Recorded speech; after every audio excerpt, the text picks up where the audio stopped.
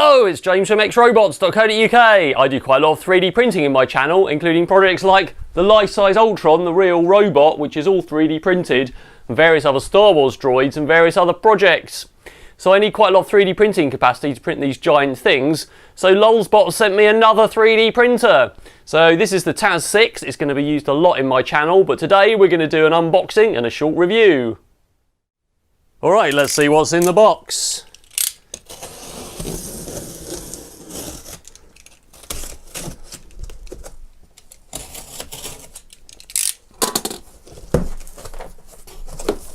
Right, what have we got? As usual, a pack of stuff with a quick start guide in probably. Let's see what's in there.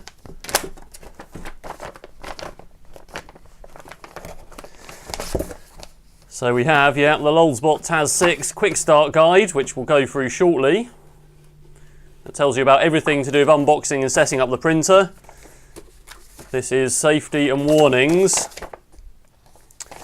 and various other paperwork that's about what's inside and the sort of QA check when it's packed and shipped to check it's all been signed off and all the things are in the box. Lots of ticks on a thing there. We've got the Lulzbot Taz 6 operation manual, which is a more detailed guide. No, sorry, it is in fact.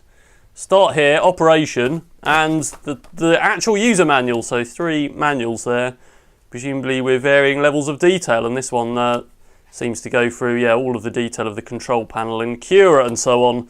Right, let's get this out of the box completely. In fact, I should look in the Start Here guide to see what it says. The Lulzbot manuals are particularly good at telling you what to do and all about the printer. This is the quick start guide, so it tells you exactly what to do. There should be an arrow there so you can lie the printer down, which is in fact there, so it lies down the other way. And it tells you exactly how to take all of the pieces out of the box and goes through the assembly, so I'm going to follow this through and unpack everything. There's my arrow, so this slides out this way. Alright, next we need to take this out, and we can get this part out. There we go. And take this foam off here. Right, let's put this up on the table again. Also in the box are 2 smaller boxes, and in those are the actual tool head for printing, which we'll have a look at shortly. And in the other box we've got various accessories, including power and USB cables, the test print that was done on this printer before it was shipped, and there's also what appears to be the toolkit, which you usually get with these printers so you can maintain it. But let's get this set up and then we'll see what we need these for. The next part of the manual here shows removing the cardboard and getting the print bed part out, so looks like I just need to take the tape off, which is just for transit. And then we should be able to take the cardboard off the bottom. There we go, whoops. Alright, let's look at the other half. Here's the main part of the printer, so I'm going to quickly look over this before we assemble it. So basically it's all made of 2020 extrusion, as with the previous Taz's. The corners here are now metal, these are actually machined parts. Looks like these top parts are 3D printed. The rest of the brackets holding it are now metal, machined or cut in some way, and all the electronics are now contained in this enclosure, including the mains power supply and everything else. So if we just turn this round, we should be able to see that what we've got here is all of the connectors are wired in behind this panel for the extruder, obviously the X-axis and everything else, and these wires just poke out here, so they're ready to be plugged in. We've also got the connector there, which is for a second extruder, which will just plug in. So the Taz 5 had these various connectors. Looks like we've just got one now for the extruder and everything's wired in, and just the main socket there for the outlet power. The Y-axis is held on these 4 bolts, which is the other part we unboxed, and the manual says to take these off, which they should just unscrew. And then we can mount the other axis in, and of course the connectors for the heated bed and the Y-axis are these cables that we've got here, which are labelled on the back of the machine. Now we can fit the Y-axis, which just slots in here, and you'll find it's got 4 brackets, 2 at the back there, that mount onto those posts where the screws are, Just need to make sure we put the wiper here and this extra sensor on the left-hand side. I've done up my 4 bolts, including the 2 at the back, so we now need to connect the cable here to the Y-axis stepper, which is a little bit fiddly. That should plug right in there. There we go. There's just one remaining cable to connect, which goes onto the side of the bed. So I just need to connect those 3 connectors up, and obviously they're different, so then you go in one place. So that one, that goes in there, and goes in there, and then this piece secures into this little clip on the side of the bed there. It's time to put the tool head on, so let's take that out of its box. So this is the actual print head. It's got the hexagon all metal hot end, as with the previous generation of Taz's. We've now got 2 fans, in fact, to help cool the print where that's required. So we previously had just one on one side, and now we've got them on both sides, which is quite good. We've also got this bigger fan on here, which is got a nice shroud that goes around the cold end or the heat break. And previously they used tiny fans blowing across a heatsink, but now we've got this big fan and a shroud pushing all of that air onto it. So there we can see the heatsink at the back there, which is to keep heat just down at the bottom of the nozzle. So these hot ends go up to 300 degrees, so you can print nylon and polycarbonate. And I believe this is shipped with a 0.5mm nozzle. Yes, it is. So we've got a 5 written on the nozzle there. Don't know if you can just see that. And of course, we've got the 1 screw swap option here. So we put 1 screw in, and this tongue fits into the carriage mount. So you can easily swap out the tool heads pretty easily with 1 screw to put in dual extruders or a flexi extruder as an upgrade. We now need 1 tool from the Lulzbot toolkit that's supplied, so let's see what's in there. So, how does this open? Oh, there's another zip. Right, so we have the clam knife, which is for removing prints from the bed. Various other tools, so normally there's a little wire brush, some tweezers, a spike tool and a scalpel. We've also got a little measuring ruler and some pointy pliers, and this is what I want, which is the complete set of Allen keys, which are for doing the screws up should you have to. Oh, and there's also some replacement wiper pads, which are for the wiper pad, which is for cleaning the nozzle. With the correct Allen key from the set, I'm able to undo the 1 screw there. Just make that loose, and there we go, get that all the way out. In the bottom of that mount is a kind of groove there that the tongue on the bottom of the tool head goes in. So we should be able to just pop that in there and then do up the 1 screw on the top that holds that in place. So we'll do that screw back up there. And then we just need to plug in the cable. So the cable here's got a bit of foam on we can take off. And there's a green arrow and a green arrow, and those 2 should just plug together. The last thing is to attach the filament guide, so we have this handy thing here that pops out to put the spool of filament on, and this little piece here, and supplied is this tube which you feed the filament through, and that is going to clip on there, and this tube guides the filament down to the hot end. The printer is now completely together. The last things in the box are an SD card, a Lulzbot sticker, a USB cable, and a reel of Lulzbot green NGen filament for testing. I've already connected the power cable to the outlet power, so now if I switch this on, it should power up and tell us it's a Lulzbot Taz 6. And there we go, and we've got the menu we can operate with the control panel. So this is the end of the quick start guide, and it now says to proceed to the operation guide, which talks us through connecting the printer to USB, and it tells us about using Cura to do our first print. So there we go, but first of all I'm just going to auto home the printer and we'll have a closer look at the mechanics. I'm just going to auto home the printer, which is on the movement menu here. So we should be able to see the axis moving now, and it should bring the Z carriage all the way down so we can see those lead screws turning. So the lead screws on here for the Z axis are in fact proper CNC lead screws. They're not studding or anything like that, and that's been the case for several Lulzbot versions now. There's a stepper motor in the bottom of each one that you should be able to see just at the bottom, bringing that carriage down.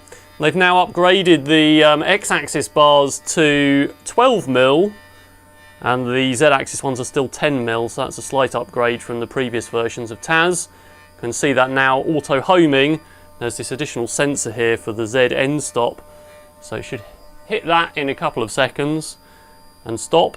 And this printer actually does auto-leveling, so it has this wiper that cleans the nozzle, and then when we print it touches the corners here of each of the corners of the bed, so that it should auto-home and auto-level, so we don't have to level the bed at all, rather like the Lulzbot Mini. The operation manual tells you to connect this with USB now to Cura and heat up the hot end using Cura to go and put in the sample filament or whatever filament you want. I'm actually going to do that through the control panel, which I can do by going to temperature and going to nozzle and heating that up to 230 degrees. And normally it would auto heat once you'd sliced the part in Cura and put it on the SD card or printed over USB. And it will do everything automatically, but obviously when we need to change the filament, we just want to heat up the nozzle, pull out the old filament and put in some new. So we'll just wait for that to heat up. The display is actually telling me what the temperature is, 31, 33 and rising. And obviously the metal hot end right at the bottom gets really hot. So we have to be careful for that. We'll wait for that to heat up and pop in the new filament. To change filament, you just need to get the idler back, and it's got these two little screws that tension it, but we can just flip that open and open the idler, and then we should be able to pull out the old filaments. There it goes, it's a bit melted at the bottom. And I've already fed the new filaments down my tube, so I should be able to just poke that in. There's a hole in the bottom of the extruder that it goes down into the hot end. I should be able to poke that in and push a bit through. You can see it oozing. We'll have a look at a different camera angle in a minute. And then just shut that idler again. You can just tension it up if you want a little bit, just to make sure it's nice and tight and that the extruder grips the filament. There's some filament oozing out of the hot end there, but if I go on the control panel to the movement menu and go and move the extruder by 1 millimetre at a time, then you should be able to see that extrudes some filament out. There it goes. So that means it's all up to temperature and it's working fine. So now we can cool down the printer and we can go and slice a part in Cura and print it from the SD card. It's always best to get the latest version of Cura from lulzbot.com/Cura, which is the Lulzbot version of Cura, and Cura of course is open source and it's available for various operating systems, which we've got here. So I've got Windows here, so I've already got the Windows version. There's an install guide here and the link to download is right at the top here. The latest version of Cura at the time of recording is 19.12, which should have all the printer profiles in for the latest printers, including the TAS 6. So the printer of course is open source, and the SD card that comes with it has loads of stuff on, including the production parts, so you can actually print spares for your printer should you wish to. It's unlikely you're going to break anything, but we've actually got all of the pieces there that are 3D printed. And also on there are some sample prints, so I'm going to have a look at, let's see what we've got here, the Roctopus, which is a standard kind of test print. So I'm just going to drag that STL into Cura. There we are, and I can swivel that all around. Now I'm just in simple mode here, so we've got NGen as the option here, as well as PLA and various other materials. We can of course select expert mode, which takes us into full settings, and that gives us various things we can change. For now I'm just going to go back to quick print. I'm going to select NGen as the filament and standard. And you can see now I've got the model, it's sliced that, and it gives me the option to save G-code. So if I go and put that onto E, it should output the G-code there, and then we should see that if we go back to the root of that SD card, we've now got the Roctopus G-code on there. As I said before, the operation guide actually advises you to connect the printer to your PC with a USB cable, and in that case the save to SD card option disappears and you get this control panel option. So you can move all the axis round, and then eventually you can just click on print, which is the print button that appears on there, and off it goes and prints. I find that I tend to print off SD card because if Windows crashes it ruins the print otherwise, whereas if I pop the SD card in the printer and print off SD, then the printer just deals with it all itself and it's not dependent on a Windows operating system. I've inserted the SD card in the side of the machine, and now it's as simple as just going to the menu and saying print from SD and selecting Roctopus G-code. And then the printer should auto home, auto level, clean its nozzle, do all of the stuff and go off and print the part. So I'll now sit there heating up for a bit. Looks like the target is 160, and then it's going to wipe that nozzle before it goes and touches the corners. And then it will work out in software whether the bed is level or not, and then it should print perfectly level on the bed. I've already used the tweezers to clean any excessive ooze off the bottom of the nozzle. Obviously it gets to 230 degrees in this case, so obviously make sure you use tweezers. It does auto wipe the nozzle, but it's best to get any really big bits of ooze off before it does so, which will save your cleaning pad. Okay, so it's up to temperature, and now it appears to be auto homing on that sensor.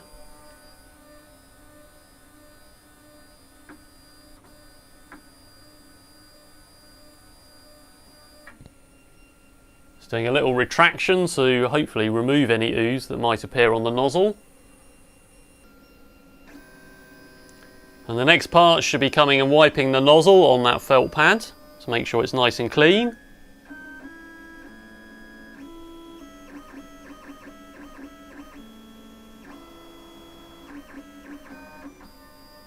There we go, and now it should probe all of the corners to auto level the bed. So it goes down, they conduct electricity, so it's quite important that nozzle is clean, and to keep that felt pad clean, which is why you get spares. So it very gently goes down and touches each nozzle, and it should do all of them in order. So it should now come across and do this one. Just move that filament out of the way. And once it's probed all four of them, it works out in its own firmware running on the printer how level the bed is. Previously you had little screws in the corner of the bed, and you had to do that manually by going and putting the nozzle down in each corner and sort of measuring the distance by putting a piece of paper or something underneath. So now all of that has become automatic. This is the same as the Lolsbot Mini.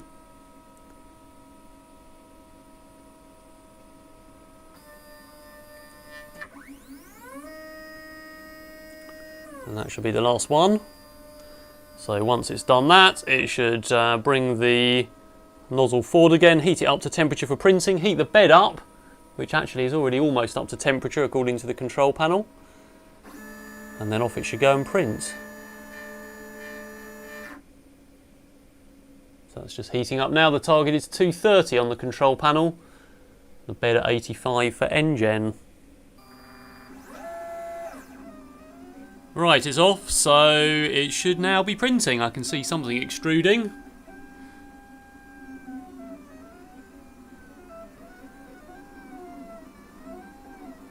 So the very outside pattern on that is the skirt, which is there to purge the nozzle and make sure it's flowing properly. And also shows you where it's printing on the bed, so you can immediately see if you've somehow sliced it off the edge of the bed. But in this case, obviously the part is quite small, so we should be fine. And now it's actually doing the part in the middle of that, so the part is a little bit smaller than the very outside extrusion.